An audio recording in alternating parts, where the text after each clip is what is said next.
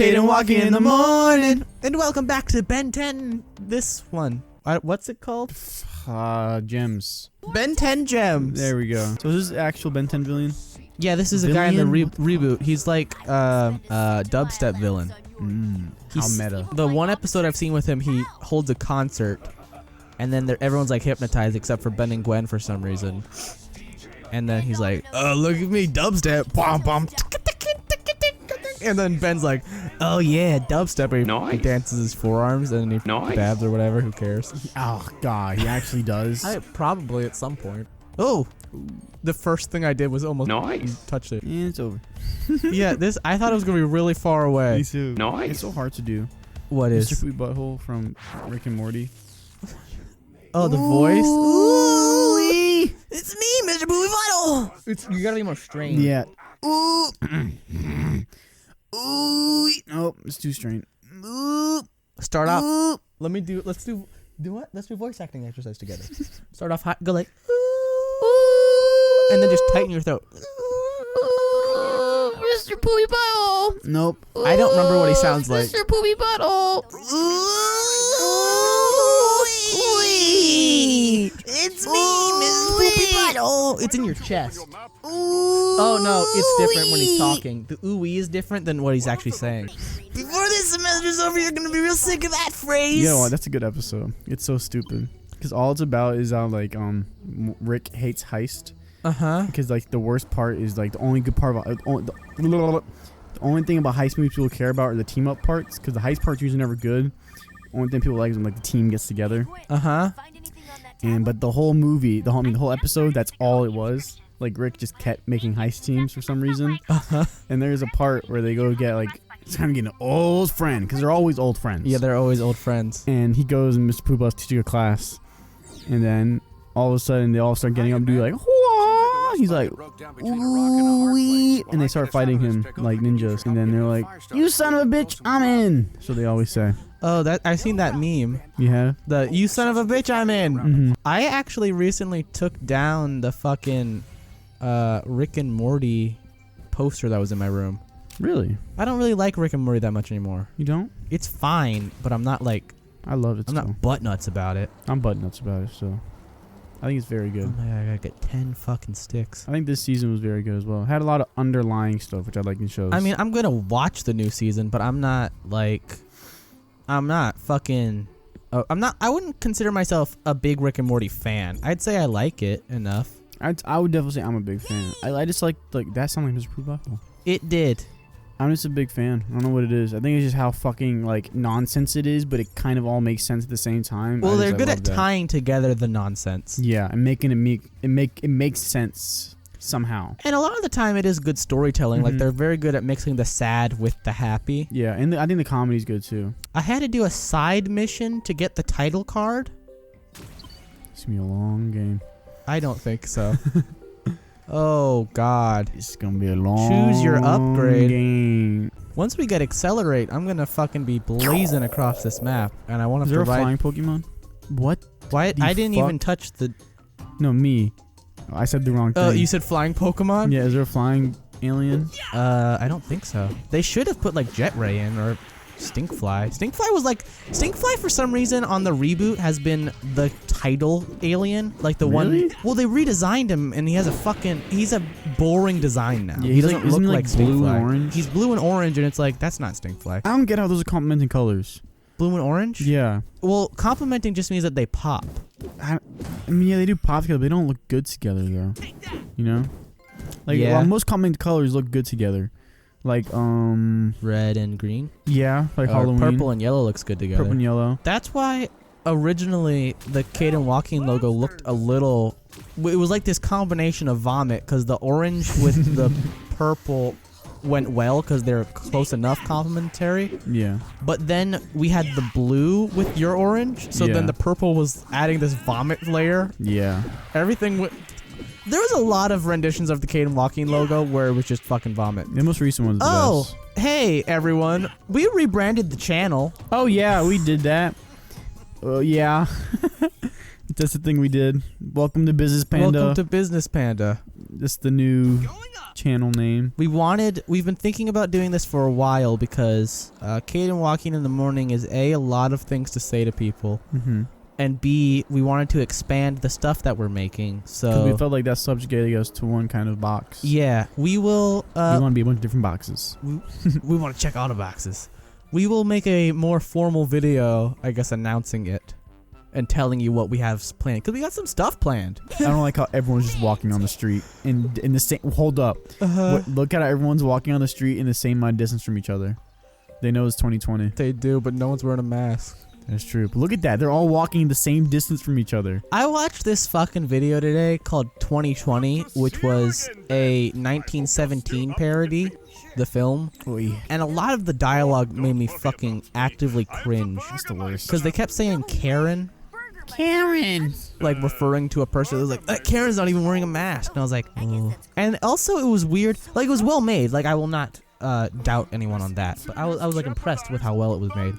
But they also were like very harshly sticking to the 1917 like plot points, and a lot of them worked. But there's a point in 1917. It was in the trailer where a guy just fucking falls off a waterfall. He's trying to escape Nazis or whatever. I don't remember if it's World War I or II. I think it's just like Big Brother, like the government. It's not. Is it 1917? Like that's what it is. That's 1984. Oh, okay. I don't know what 1917 is anymore. It is a movie about. It's World War I because it's 1917. I've never heard of this. It was nominated for an Oscar. Many Oscars. It was a one-shot movie. Like everything was in one shot. Oh yes, I did see this movie. I've seen It's this movie forgettable. No, I've seen like 2 or 3 times. I like this movie a lot. It okay. is forgettable. I just forgot about it. It's a forgettable movie. I think it's actually very fantastic. It's well made. It's entertaining. I got what I wanted out of it, but I wasn't itching to see it again. Not like Jojo Rabbit. Yeah, I saw like 2 or 3 times. I still haven't seen that either. What? Yeah. We have to watch that. And I was watching Far From Home clips. And I'm like, ooh, this is Spider-Man Far From Home? Yeah. This is not good. Yeah, I was just like watching the acting. Like the acting was just like subpar. The story plot was bad. The acting's pretty good. No, the scene where Spider-Man, the ending scene is garbage. Where he's trying to ask Happy and Aunt May if they're dating or not. That end scene is absolute dog shit. The scene when they're on the scene when they're on the plane and he's like telling Happy, I miss him. I can't take his shoes. I thought that was a good scene. But then the next part, like the scene right after that, where he's on the side of the plane going into fucking where the fuck that motherfucker's name's Big Storm. Mysterio Storm. They're like, I like the new suit, by the way. That whole dialogue they had, I thought that was really bad. I thought the what's it called? The jet? No, the Boss script fight? Was like not like people talking. It was characters having conversation, not people. That's what it felt like. Trinket found tiny spoon. I just think this was the wrong movie to come out after Endgame. Yeah. Well, because I don't really care that much anymore, but I still care about it's because I still like superheroes. Yeah. And I still like movies because it's like the best superhero thing you could really get. Yeah, the MCU. Yeah, because it's so much money goes into it, and it's like a lot of work and good actors usually. I think the MCU is fine. I think it was a great idea, and I think it's been executed very interestingly. I think it was good for a while. It's been executed well, but it's been executed in a way that was more fun at the beginning because it wasn't this uniform thing. I agree. It was very like Iron Man 3 is such an interesting movie.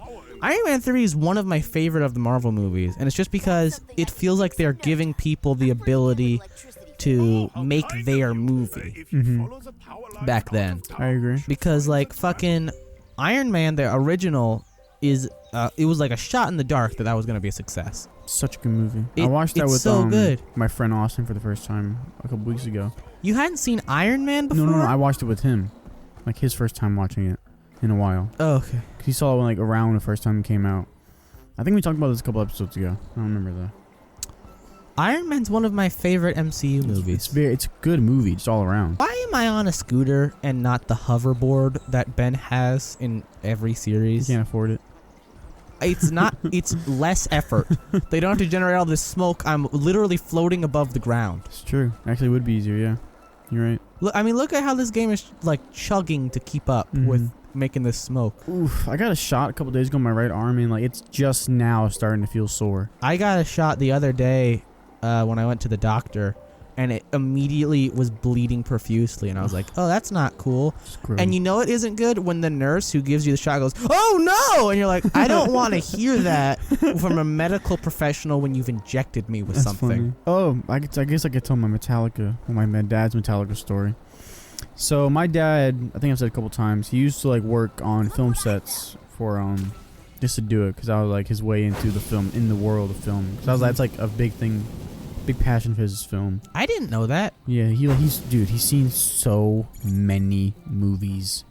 Like, dude, he's watched so many movies. Damn. Started doing that, like building film sets to get into the world and all that, get a foot in the door. And he had a job to film for a music crew. I mean, a music video for Metallica, and they were gonna film in a music video in San Quentin. And so San Quentin, it's like modern day Alcatraz. Like the biggest, baddest dudes go to San Quentin, and if you broke a lot of rules in jail, you go to San Quentin. Okay. That's the kind of like the rule of San Quentin. It's the big house, you know, like that's it's the modern big house. Yeah, that shit is insane. Solid right? plug doesn't work. It's miles and miles and miles of property for just prison.